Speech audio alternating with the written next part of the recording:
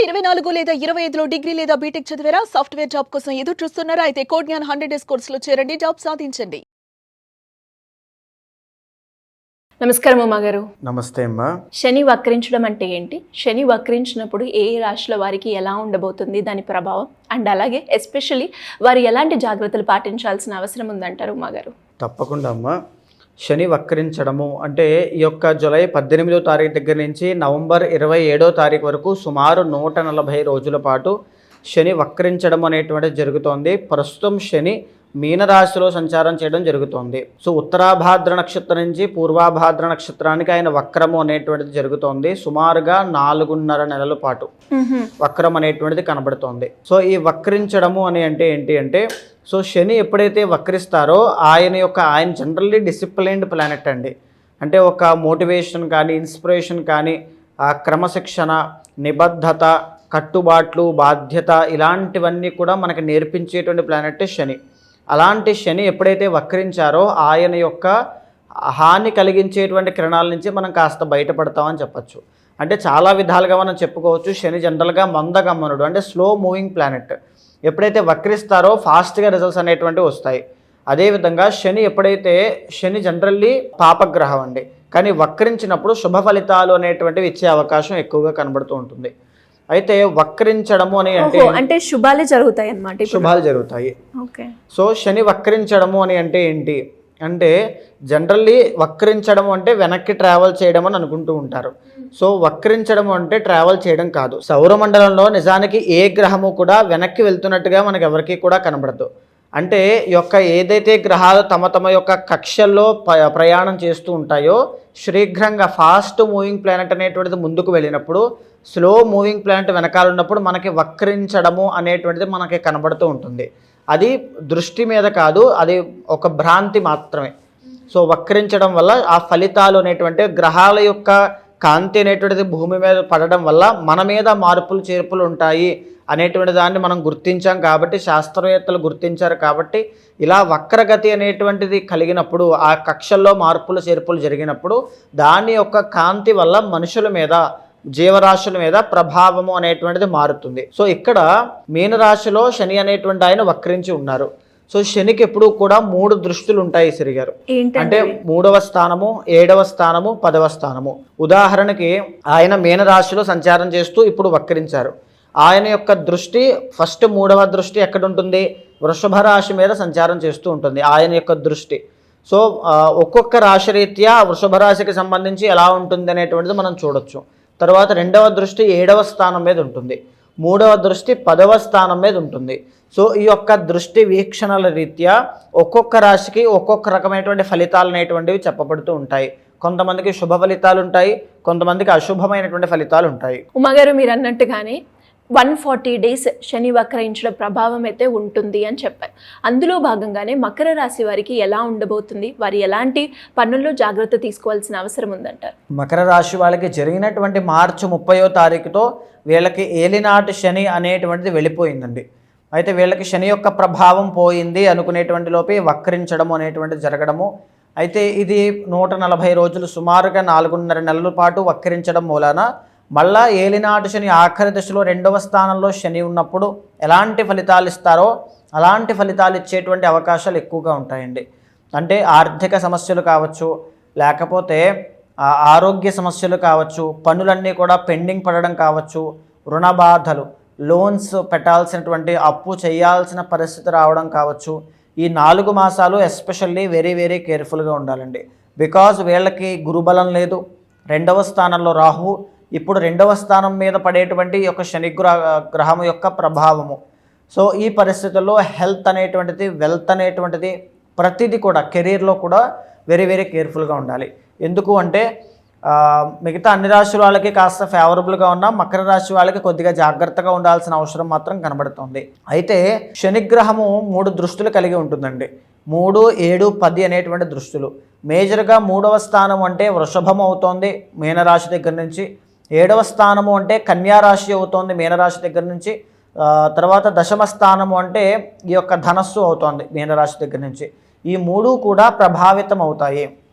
So ఇక్కడ మనం చూస్తే కనుక అండి, ఈ యొక్క మకర రాశి వాళ్ళకి 12వ స్థానము అంటే ఏదైతే పదవ దృష్టి అయినటువంటి 12వ స్థానాన్ని మనం గమనిస్తే వృత్తిరీత్యా అంటే ఏదైతే ఉంటుందో వీళ్ళ యొక్క కెరీర్, జాబ్ కానీ బిజినెస్ కానీ ఏదైతే ఉంటుందో అందులో ఎంత కష్టపడినా loss of efforts, loss of energy, loss of money, loss of thoughts ఇలాంటివన్నీ కూడా ఎక్కువగా కలిగే అవకాశాలు ఉంటాయండి. లేదా కెరీర్ పరంగా తెలియనటువంటి ఒక అసంతృప్తి, ఇంతకుముందు ప్రదర్శించినంతగా స్కిల్ అనేటువంటిది ఇప్పుడు డెవలప్ అవ్వలేకపోవడం, ఇన్ఫర్మేషన్ గ్యాదర్ చేయలేకపోవడం, ఎనీథింగ్ ఏదైనా సరే వృత్తి మీద ఎక్కువగా ప్రభావితమయ్యేటువంటి దోషము ఈ 4 మాసాలు ఖచ్చితంగా ఉంటుంది. జాగ్రత్తగా ఉండాలి. అదేవిధంగా 3వ దృష్టి అయినటువంటి ఈ యొక్క వృషభ రాశి అనేటువంటిది 5వ స్థానం అవుతుంది. దీని మూలాన యాక్చువల్లీ ఇది కొంచెం మంచి యోగము అని కూడా చెప్పొచ్చండి. అంటే సంతాన విషయంలో ఎవరికైతే ఇబ్బందులు ఉన్నాయో అవి కాస్త క్లియర్ అవుతాయి. పర్సనల్ చాట్లో దోషం ఉంటే మనం ఏమీ చేయలేము, కానీ ఖచ్చితంగా అవన్నీ కూడా క్లియర్ అయ్యేటువంటి యోగం కనబడుతోంది. ఉన్నత విద్య కోసం ప్రయత్నం చేస్తే అక్టోబర్ తరువాత ఉన్నత విద్యలో రాణించే అవకాశాలు, వెళ్ళి చదువుకునేటువంటి అవకాశాలు కనబడతాయి. ఈ 3 months కొద్దిగా జాగ్రత్తగానే ఉండాలి. అదేవిధంగా వీళ్ళకి సప్తమ వీక్షణ అయినటువంటి 9వ స్థానమైనటువంటి కన్య వీళ్ళకి మనం గమనిస్తే వైవాహిక జీవితంలో చాలా జాగ్రత్త పడాలండి. అదేవిధంగా ఈ టైంలో మకర రాశి వాళ్ళు దయచేసి మీ డబ్బులు కానీ మీ టాలెంట్ని కానీ ఎక్కడా కూడా బయట పెట్టద్దు. అంటే డబ్బులు ఎవరికైనా అప్పుగా ఇవ్వడం, సహాయంగా ఇవ్వడం చేయొద్దు. ఎవరి దగ్గర అగ్రిమెంట్ కానీ నేను నీకు సహాయం చేస్తానని మాట ఇవ్వడం కానీ, లేదా ఒక జాబ్లో జాయిన్ అయ్యి వాళ్ళ దగ్గర 2 సంవత్సరాలు పనిచేస్తాను, 3 సంవత్సరాలు పనిచేస్తానంటూ మాట ఇవ్వడం కానీ ఇలాంటివి చేయొద్దు. బికాజ్ ఎందుకు అంటే ఈ పీరియడ్ ఆఫ్ టైం దాటిన తర్వాత ఎక్స్ట్రాడినరీగా మీరు పైకి లేస్తారు, బౌన్స్ బ్యాక్ అయ్యి.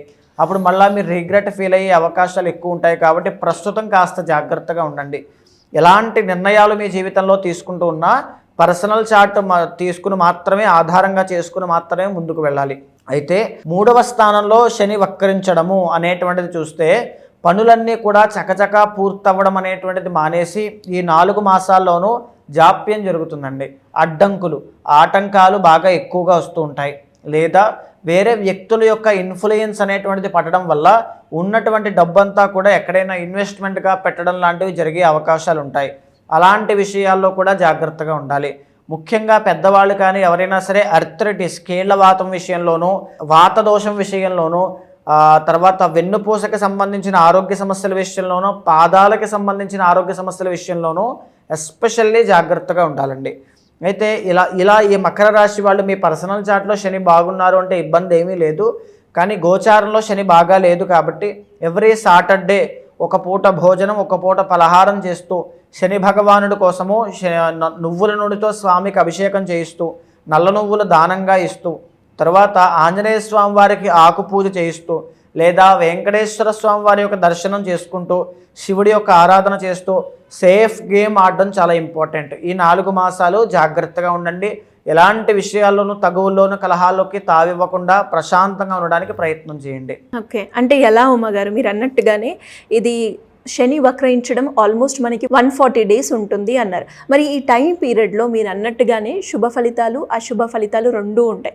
ఎవరైతే అశుభ ఫలితాలను ఎక్స్పీరియన్స్ అవుతూ ఉన్నారో వాళ్ళకి పరిహారం చేసుకోవాలి అని మిమ్మల్ని అప్రోచ్ అవ్వాలి అంటే ఏ విధంగా మిమ్మల్ని అప్రోచ్ అయ్యే ఛాన్స్ ఉందంటారు? తప్పకుండా అమ్మ. ఈ గోచారము అనేటువంటిది 40% మనిషి మీద ప్రభావితం అవుతుంది.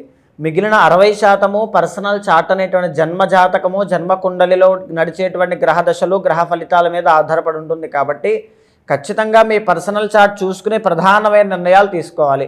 ఇక్కడ ఉద్యోగ ప్రాప్తి, ధనయోగము, ఆరోగ్య సమస్యలు తగ్గడము అన్నీ శుభసూచకంగా నడుస్తూ ఉన్నాయి.